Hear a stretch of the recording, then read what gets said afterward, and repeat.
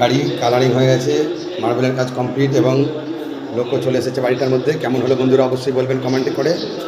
এই দাদা ভাস্কর হাতি, দাদার বাড়ি দেখুন। 3 দিন হলো ঘরের মধ্যে গৃহপ্রবেশ হয়েছে। এদিকে খেলাও দেখা হচ্ছে। এটা একটা বেডরুম, এখানে লাইট ফিটিং করা হয়েছে, ঝাড় লাইট। এখানে একটা উপরে ঝাড় এবং এটা একটা কিচেন রুম।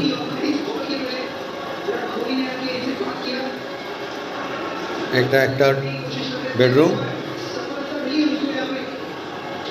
আর এখানে আছে বেসিন, এদিকে টয়লেট। উপরেও একটা ঠাকুরের ঘর আছে, ওটা পরে দেখাবো।